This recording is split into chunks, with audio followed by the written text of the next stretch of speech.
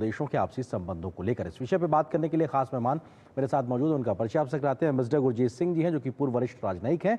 साथ ही साथ प्रोफेसर राहुल मिश्रा, जो कि स्टूडेंट SIS JNU से ताल्लुक रखते हैं। आप दोनों का बहुत बहुत स्वागत है। मिस्टर गुरजीत, शुरुआत आपसे ही, क्योंकि आज भारत और फिलीपींस ने तय किया है आपसी संबंधों को स्ट्रेटेजिक पार्टनरशिप तक ले जाने का फैसला किया गया है। तो ये क्या बताता है और कैसे ये मायने रखता है, फायदेमंद होगा दोनों देशों के लिहाज से? ये तो बहुत ही महत्वपूर्ण बात है, क्योंकि आसियान के जो 10 देश हैं, अगर सबसे पिछड़ा हुआ था कोई जिसका भारत से रिश्ता है तो वो फिलीपींस था। लेकिन वही फिलीपींस आज 2025 में हमारा स्ट्रेटेजिक पार्टनर बन गया है। तो ये तो एक बहुत उछल की बात है, बहुत लंबी छलांग मारी गई है। इसमें दूसरी बात है कि ज्यादातर जो आसियान देश होते हैं उनके साथ हमें हमारे इकोनॉमिक रिलेशंस सबसे आगे होते हैं। फिलीपींस के साथ हमारी डिफेंस पार्टनरशिप, स्ट्रेटेजिक कॉमनैलिटी, ये सबसे आगे है। हमारा ट्रेड इतना बड़ा नहीं है। तो ये दो मायने रखकर अगर हम देखें तो आज राष्ट्रपति फिलीपींस के और प्रधानमंत्री मोदी ने यह तय किया है कि हमारी जो रिलेशनशिप है वो आसियान से बढ़कर कई और दिशाओं में जाएगी, जहां पर दोनों देशों का दृष्टिकोण एक है और क्षमताएं कॉम्प्लीमेंटरी है। तो इसलिए, और दूसरी ये बात है कि फिलीपींस को चीन का बड़ा दबाव है, तो उसको दोस्त चाहिए।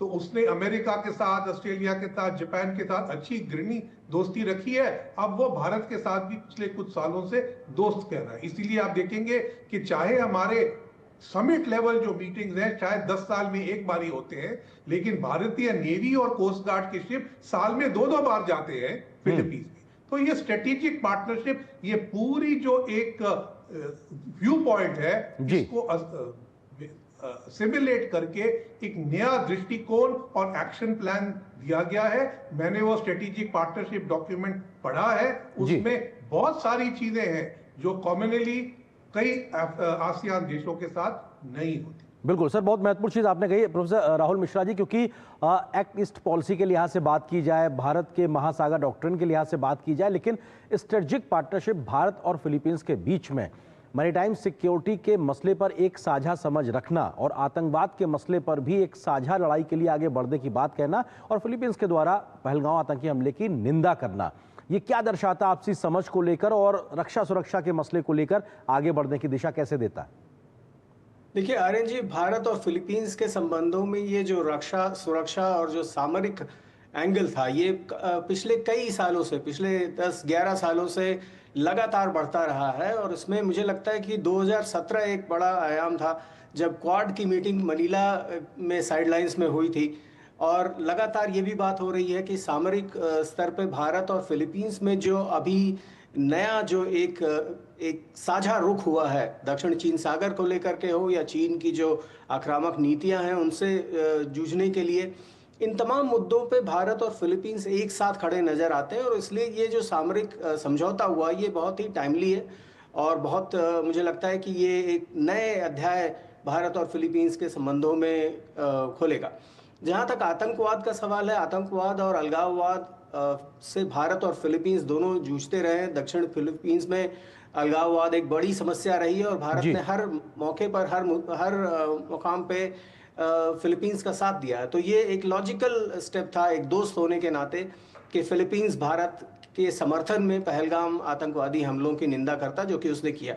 और मुझे लगता है कि आतंकवाद के मुद्दे पे दोनों देशों में बहुत अच्छी और बहुत ही लॉन्ग टर्म एक समझ है एक दूसरे के समस्याओं को संदर्भ में रखने के लिए। बिल्कुल मिस्टर गुरजीत, क्योंकि आर्थिक मसले पर भी बात बड़ा जरूरी है और प्रधानमंत्री के शब्दों में कहें, आंकड़ों की बात करें तो लगभग $3 बिलियन का द्विपक्षीय व्यापार, जिसमें काफी पोटेंशियल है।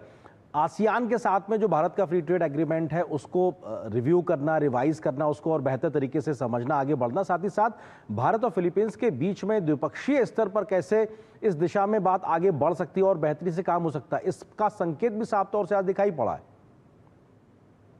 भारत और आसियान के बीच में FTA निगोशिएट हो रहा था और जब RCEP निगोशिएट हो रही थी, फिलीपींस कोई भारत का बहुत बड़ा पार्टनर नहीं था, ट्रेड 2 बिलियन से कम थी जी। तो इसलिए उसका कोई बड़ा हिस्सा नजर नहीं आता था। लेकिन अब ट्रेड पिछले 3 साल से 3 बिलियन से आगे हो गई है और अब फिलीपींस अपनी प्रेफरेंशियल ट्रेड एग्रीमेंट इंडिया के साथ करना चाहता है और इसलिए वो आईटीगा को बढ़ावा देना चाहता है कि इस साल में रिव्यू खत्म हो।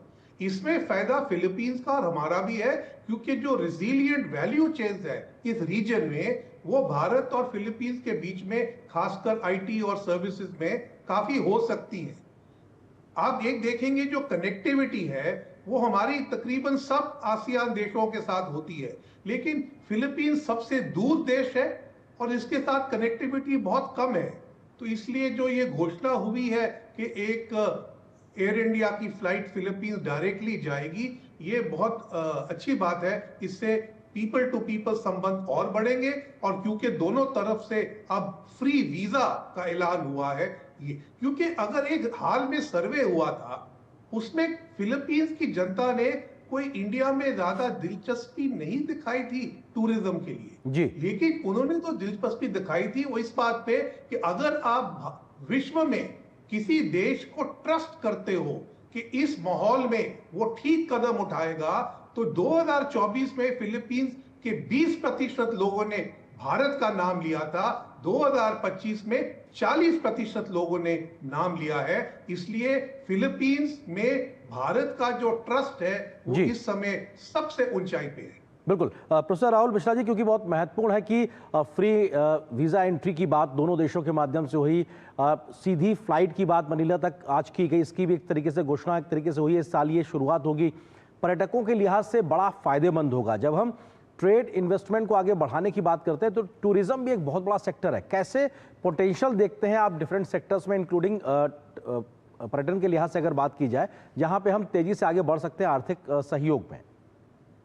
देखिए, भारत और फिलीपींस या दुनिया के किसी भी देश के कूटनीतिक संबंधों की जड़ों में है people to people connection, people to people connect. तो मुझे लगता है कि ये वीज़ा फ्री जो एंट्री है फिलीपींस ने जो भारत के लिए की है, वो कहीं ना कहीं उसने ये भी देखा कि थाईलैंड ने वीज़ा फ्री एंट्री की, उसके बाद मलेशिया ने किया, और कैसे उनके यहाँ जो इनबाउंड भारतीय सैलानी हैं, टूरिस्ट हैं, उनकी संख्या कितनी तेजी से बढ़ी है। और उनका हॉस्पिटैलिटी सेक्टर दोनों ही देशों में, थाईलैंड और मलेशिया में, हॉस्पिटैलिटी सेक्टर में एक बूम आया है, बहुत तेजी से ग्रोथ हुई है। तो फिलीपींस ने कहीं ना कहीं इसको समझा है और भारत के लिए अपने दरवाजे खोले हैं। भारतीयों के लिए बहुत अच्छी एक अपॉर्चुनिटी है, बहुत अच्छा अवसर है, क्योंकि फिलीपींस बहुत ही वैराइड रेंज ऑफ टूरिस्ट अट्रैक्शंस देता है। अंग्रेजी वहाँ की लिंगुआ फ्रैंका है, तो भारतीय मिडिल क्लास के लिए वहाँ पे लोगों से बातचीत करना, उनके साथ घुलना मिलना या सिर्फ यात्राओं में काफ़ी आसानी होगी।